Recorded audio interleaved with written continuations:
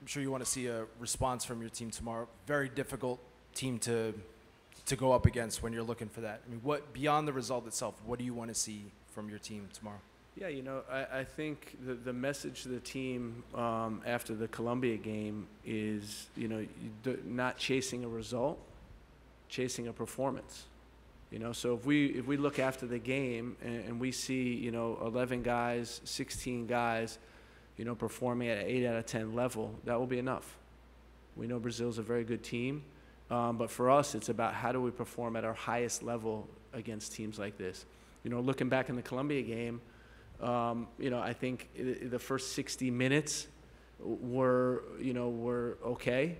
And then I think the last 30 minutes, went to pieces. And that's something we want to avoid. Normally our solutions are very impactful and really help us get the result in a game. And in this case, in this game, it wasn't the case. So for us, it's about, again, really focusing on the performance rather than the result. McKelly?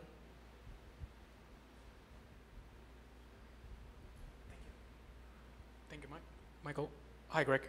A little bit of a follow-up, but I wanted to ask you about the last 48 hours, how you deal with the human nature of your players digesting what happened against Colombia, and again, the human nature of wanting to make a statement, a response on the field, how you control that, because at the end it's a friendly match, you want to test, maybe try different things, but I'm guessing your players are eager to go to the field and make a statement, again, of what happened against Colombia.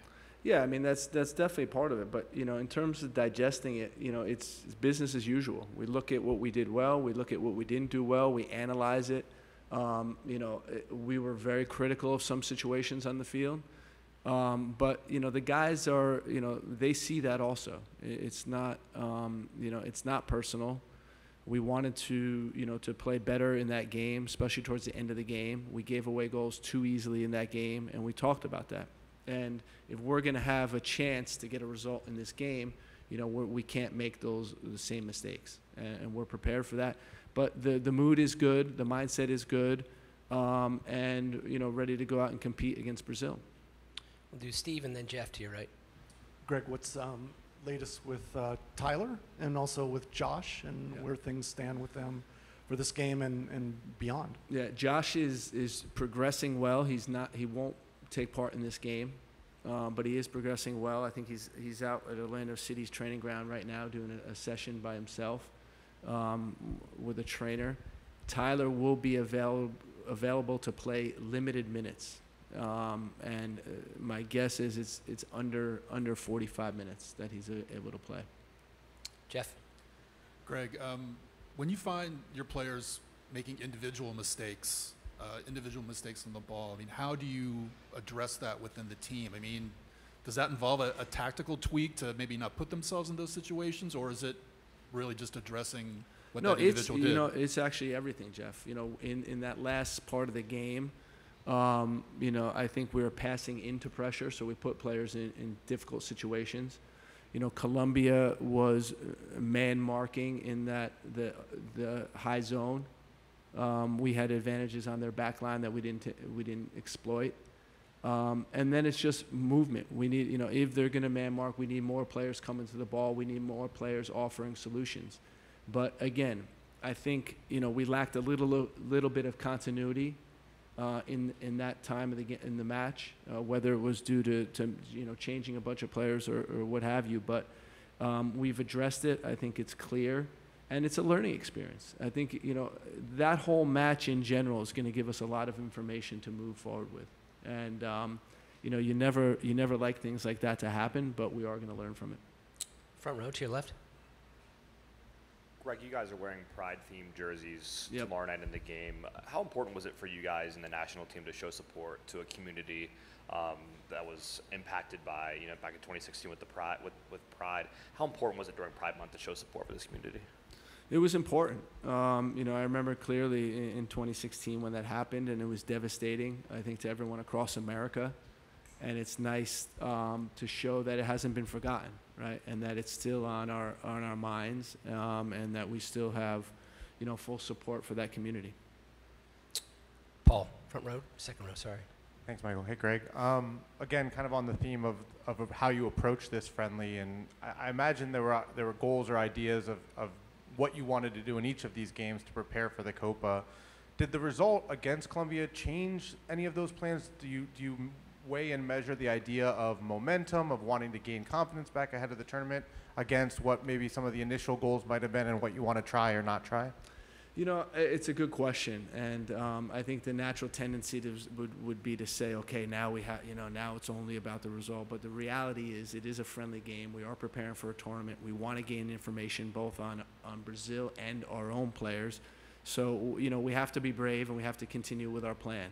And obviously, a lot of pressure from the outside.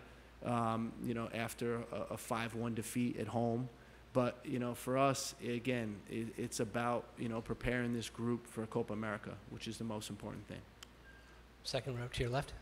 Gustavo Lopes, nossa Rádio USA Brazil. Coach, talking about the Brazil team, where do you think is the area that Brazil has the biggest strength, and where do you think you guys can explore this young Brazil team? Oh, wow. So, the biggest strength, I don't know where to begin, right? If you look at every position in their proposed starting 11, it's probably one of the world's best players. When you look at their top line with Rodrigo, Rafinha, and Vini Jr., what can I say, right? Top players. Midfield, Paqueta, and Paqueta, who we got?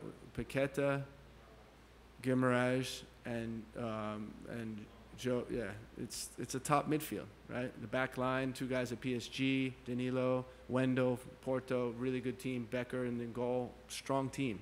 But for us, it's a great opportunity, and that's what we're looking at. I told the boys before in the meeting just then, an opportunity to play Brazil is always memorable. And, the fact that we may meet them again in the tournament is a really good preparation for us. All the way in the back. Thank you, Michael. This is Alonso Contreras for Area Sport Network. Coach, it's going to be a difficult match, and also CONMEBOL in this friendly is showing that it's in a different level than CONCACAF.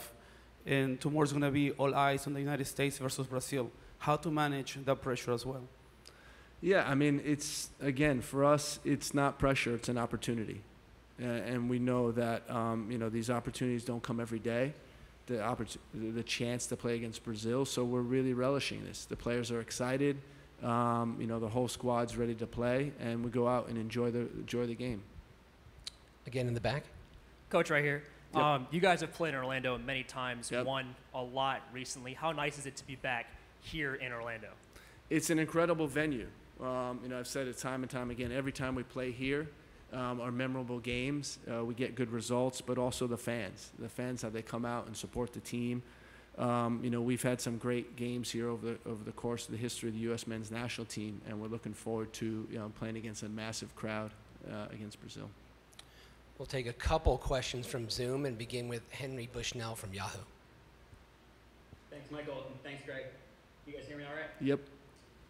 Great. This is kind of a bigger picture question of a version of Paul's question from earlier. You've obviously talked about this summer being a building block for 2026. But do you feel like you need a certain level of results, at least at Copa, to keep your job and to even get to 2026 as the Copa coach of this team? Yeah, I don't think I'm the right person to answer that question. But what I would say is that, we do see this as a building block. We see this group as a talented group, a group that's able to, to do good things. And we want to use Copa America to show that. We're focused on, going as far as we can in Copa America, hopefully playing multiple knockout games and having a great tournament. Next is Ron Blum from the Associated Press. Hey, Greg. When you look at the Copa America, in your mind, just playing multiple knockout games, what in your mind is a successful Copa America for this team? It's a good question, and for us, it's it starts with navigating through the group phase. We know we have some good opponents, and that's not going to be easy. But then it comes with performing at the best levels we can. And again, I think this group is really talented. I think we can beat top teams, but we have to go show it. We've talked a lot about doing it. And for us, it's really about the performance, going out there and having a solid performance that you put yourself in position to actually go ahead and win. Our last question comes from Andrew Jones. Thank you, Michael. Greg, we talked to Chris Richards yesterday. He talked about the 65, 70 minutes of being right there with Columbia for the end of the game. Did you feel, outside of course the individual team, still showed the right way of playing that you want to see them play outside of the six? I mean, it's really difficult when you lose 5-1 to take a ton of positives from it, but there were positive moments. Rewatching the game, there was a period where we got ourselves back into the game after not a great start. We started to establish some dominance over Columbia, and when we got the goal, and then again, I think we're most disappointed with the last 25 minutes of the game, but it's something to learn from. And we know that, and we know we made mistakes, and we got to improve.